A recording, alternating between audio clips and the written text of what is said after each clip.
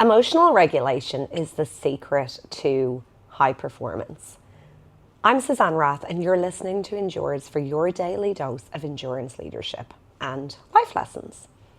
Now, as I mentioned, over the last couple of days, I have been at Global Speaker Summit, which we are very lucky to have here in my hometown of Cairns. And yesterday, somebody put up a slide that said just that. Emotional regulation equals high performance. And it got me thinking, because this is something that I truly believe. And actually, interestingly, a few days ago, I did a podcast on an article that I had read by a psychologist, which was around how we can harness overwhelm to thrive.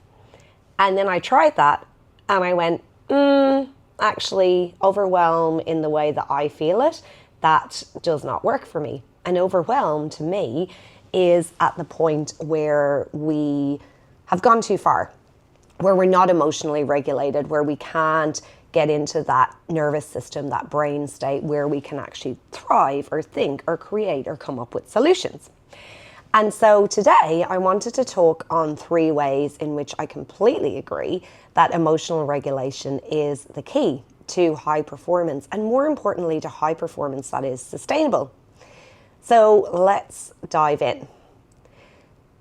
Number 1 for me, emotional regulation is the ability to have difficult, complex, necessary conversations with clarity, with conviction, with kindness, and to have them early.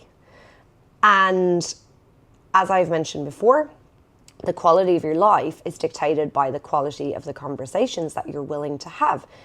And so rather than stewing over things, rather than letting things go on for months or years on end in your business or your work, and rather than you taking up all the slack, rather than having an uncomfortable conversation, the key to success is to be able to regulate your emotions and communicate in the way of a leader. So that is the first piece.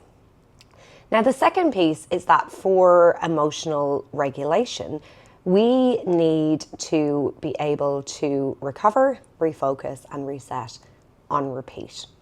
Now, recovery is essential for emotional regulation, and we know that recovery in the form of micro breaks, thinking time, setting out things like, say, your quarterly breaks, like long weekend once a quarter, whatever the case might be, but just your little mini times every day to switch off and reset and reconnect to what you actually need to be doing. All of these things increase our productivity by at least 30%. So they make us calmer, they make us more emotionally regulated, and that is so, so important.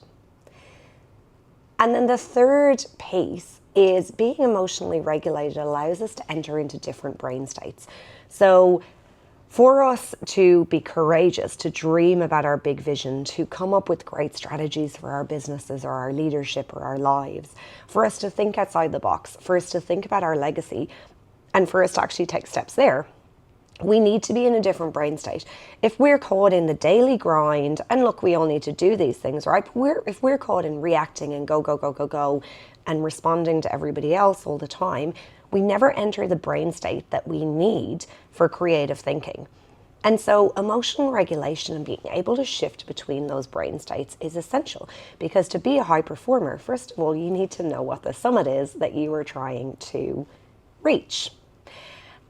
It's also obviously really important to be able to enter different brain states, not just for solution-focused thinking, but to impact on how we want to show up. So what are our values?